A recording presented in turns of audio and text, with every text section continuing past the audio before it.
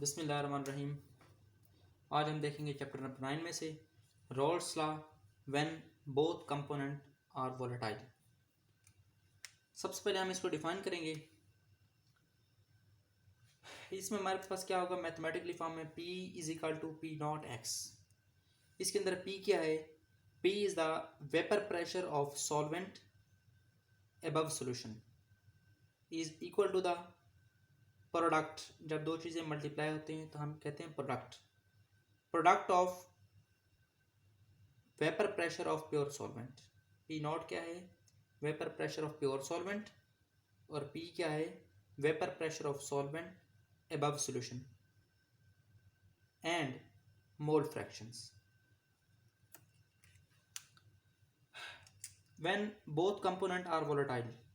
अगर हम बात करते हैं, अगर हमारे पास दो कंपोनेंट है A और दूसरा B, दोनों क्या हैं? वोलेटाइल हैं, मतलब दोनों जल्दी से उड़ जाते हैं। ठीक है, उसमें से क्या होगा, अगर हमारे पास A कंपोनेंट है, A is more volatile, B is less volatile. हैं दोनों वोलेटाइल, लेकिन एक ज़्यादा वोलेटाइल है, दूसरा कम वोलेटाइल है। मतलब एक जल्दी उड़ जाता है, दूसरा थोड़ी देर के बाद जाके उड़ता है। उसमें क्या होगा, कौन सा मोर वोलेटाइल होगा, उसके आगे बॉइलिंग पॉइंट कम देंगे, तब भी वो क्या करेगा, जल्दी वेपराइज कर जाएगा। कौन सा B कंपोनेंट है, इसका बॉइलिंग पॉइंट ज़्यादा देंगे, फिर जाके इसके अंदर क्या होगा, वेपर प्रेशर थोड़ा इंक्रीज होगा।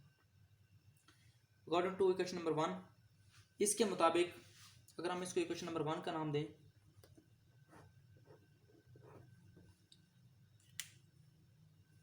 कंपोनेंट A के लिए PA, P not A and XA, और कंपोनेंट B के लिए क्या होगा, PB, P not B and XB।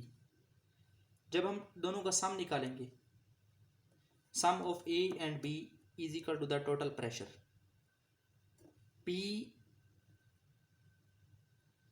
PA हमारे पास था, PB था। जब हम सम निकालेंगे, sum is equal to the PA and P, दोनों को प्लस करेंगे, total pressure is equal to the PA and PB, और ये किसके बराबर होगा, is equal to the P not A XA and P not B XB। हमने यहाँ पर किया क्या है, यहाँ पर हमने कहा था कि P हमारे पास क्या है, P is the vapour pressure of solvent above solution, और P नॉट क्या था, vapour pressure of pure solvent. तो pure solvent of A and pure solvent of B, इन दोनों को अलग किया। यहाँ पर ये हमारे पास P क्या था, vapour pressure of solvent above solution of A and vapour pressure of B, यहाँ हम दोनों को अलग अलग किया। अब यहाँ पर हम क्या निकालेंगे, जब इनके मोल फ्रैक्शंस निकालेंगे, बिल्कुल same XA plus XB is equal to 1, मतलब दोनों के मोल फ्रैक्शन किसके बराबर हैं, is equal to the unity. अगर हम XB की वैल्यू निकालना चाहें तो फिर कैसे निकालेंगे, XB is equal to the 1 minus XA। यहाँ पर 1 प्लस के अंदर उधर जाके माइनस में जाएगा, तो 1 माइनस XB। यहाँ पर हमारे पास क्या हुआ, मोल फ्रैक्शन B के फाइंड हो गए। हम क्या करेंगे, इस XB को वैल्यू के अंदर पुट करेंगे। Value of XB put in equation number 2। ये हमारे पास क्या थी, इक्वेशन नंबर 2 थी, इसके अंदर XB की वैल्यू पुट करेंगे। जब वैल्यू पुट करेंगे तो क्या आएगा, PT मतलब total pressure is equal to the P not A XA plus, this is plus P not B और XB की वैल्यू क्या थी हमारे पास, 1 minus XA।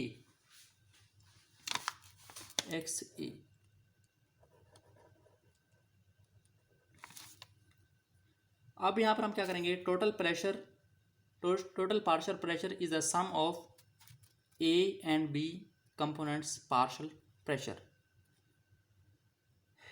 P not A as it is, XAB as it is आएगा, plus P not B minus, अब यहाँ पर क्या करेंगे, P नॉट B तो एज इट इज आएगा, XB की वैल्यू क्या थी, XB की वैल्यू थी 1 माइनस XA। 1 माइनस XA यहाँ पर पुट करेंगे, और पी नॉट बी को अंदर मल्टीप्लाई करेंगे तो क्या बनेगा, P not B minus P not B and X A, P T is equal to the P not A X A plus P not B, P not B जब multiply करेंगे X A से क्या बनेगा, P not B X A, this is X A. यहाँ पर हम क्या करेंगे, एक जैसे कंपोनेंट को सेपरेट करेंगे तो यहाँ पर P not A X A, P not be और एक्स एक्स ए, यहाँ पर हम सेपरेट करेंगे। यहाँ पर देखेंगे पी नॉट ए और पी नॉट बी सेपरेट किया, एक्स ए यहाँ पर भी है यहाँ पर भी है, कॉमन आ जाएगा, plus P not B, this is equation number 4। This is the total vapour pressure of A and B sum of components. हम यहाँ पर क्या करेंगे, यहाँ पर अब नेक्स्ट हम प्लॉट करेंगे ग्राफ, और उस ग्राफ के अंदर ऑन द एक्स एक्सिस हमारे पास क्या होगा, परसेंटेज ऑफ मोल फ्रैक्शंस, और वाई एक्सिस पे क्या होगा, this is vapour pressure. X axis पे percentage composition of A and B component. यहाँ पर बड़ा इंपॉर्टेंट पॉइंट है, इंपॉर्टेंट पॉइंट क्या है कि रॉल्स लॉ किस चीज़ के बारे में बताता है, फॉर आइडियल सोल्यूशन। हमने सबसे पहले पढ़ा था कि रॉल्स लॉ किस चीज़ के बारे में बताता है, आइडियलिटी ऑफ सोल्यूशन, क्या आइडियल सोल्यूशन होगा या नहीं।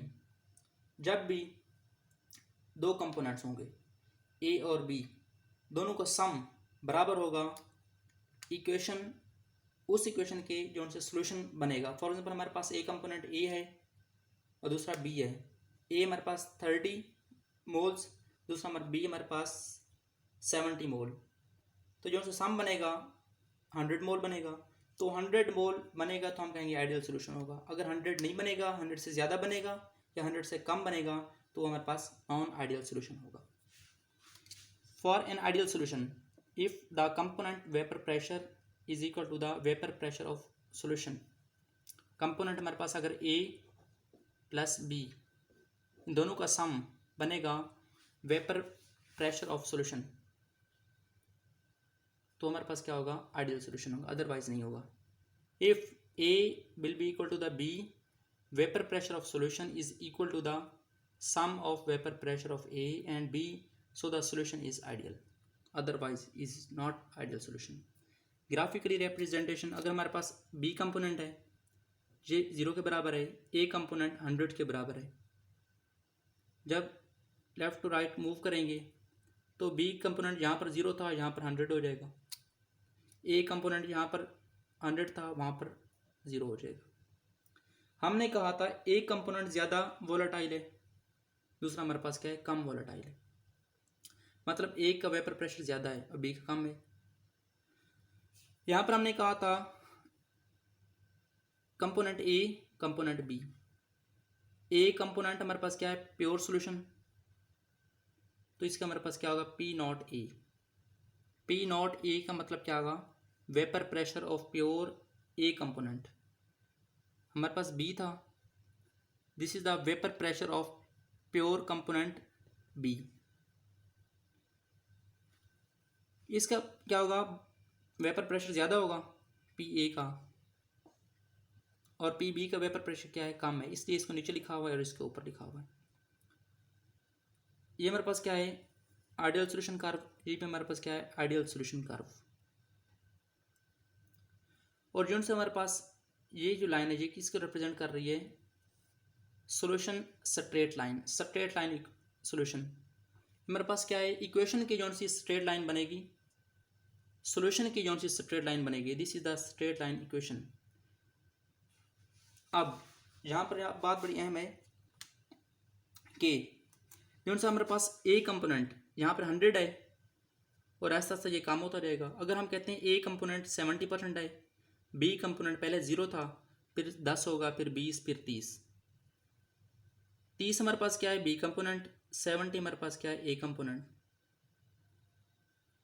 पॉइंट आई से जी तक ये हमारे पास क्या है, पॉइंट आई और G will be equal to the P B. और हमारे पास अगर एच और जे कंपोनेंट की बात करें, will be equal to the P A component. मतलब ए कंपोनेंट और बी कंपोनेंट, ए कंपोनेंट और बी कंपोनेंट के जब सम लेंगे वो किसके बराबर होना चाहिए, पॉइंट जी के, because G is the straight line equation of solution.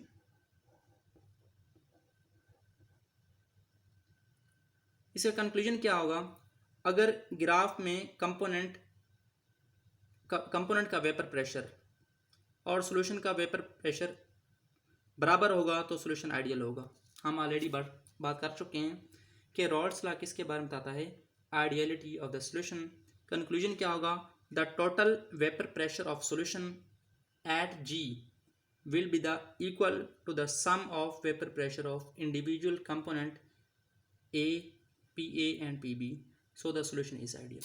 इसका मतलब क्या है कि जोन सा G पॉइंट है, इस G पॉइंट का जितनी भी वैल्यू आएगी वो बराबर होनी चाहिए कंपोनेंट A के और कंपोनेंट B के। अगर बराबर आ जाएगी तो सोल्यूशन आइडियल होगा, otherwise solution is non ideal solution.